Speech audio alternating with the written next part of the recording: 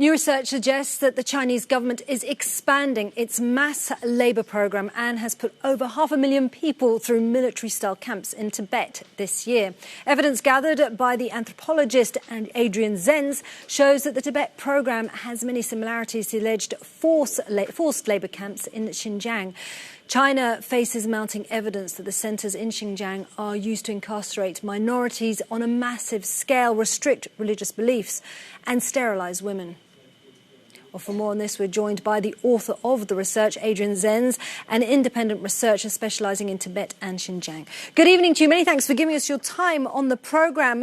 I'd like to focus on Tibet and your new report. It would appear that China's actions there are already quite developed. How advanced are they?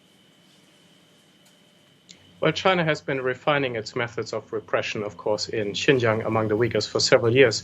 And most notably, the same party secretary who governed Tibet from 2011 to 16 introduced a police state and pioneered social control methods, Chen Quanguo. He's the one, of course, who then was transferred to Xinjiang in 2016 and oversaw the unprecedented campaign of mass internment in the region. Now, one of the most successful long-term control measures in Xinjiang for the Uyghurs, the coercive labor and vocational training program, is being brought to Tibet. And do Tibetans, from your research, have any choice in what's going on there? Well, the language is very draconian. Government officials have quotas they must fulfill. Documents say if they don't meet them, they will face strict punishments. Local village work teams who have been roaming the region for several years under the new schemes, are going from door to door and making sure there's a lot of language of thought education, of changing minds, of changing attitudes from the government wants me to work to I want to work, mandating participation. The military drill style of the scheme is said to promote the labor transfer. Tibetans are said to be lazy, and the negative influence of religion is to be rolled back and combated through the scheme, according to the government. OK, well, if we're to question what the government is saying, what do you think the Chinese government is really up to in Tibet?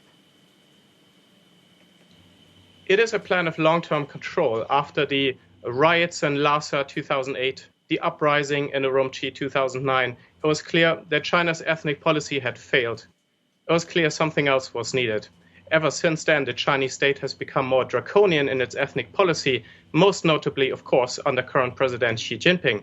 He now has a highly securitized and highly militarized approach to ethnic relations, subjecting the Tibetans to regular scrutiny, intrusion, very detailed control systems, and now a labor scheme that separates family, disconnects Tibetans from their traditional livelihoods and their spiritual pursuits, places them into Chinese factories to become low-skilled laborers, where they can earn more money, but at what cost? At the loss of identity and tradition.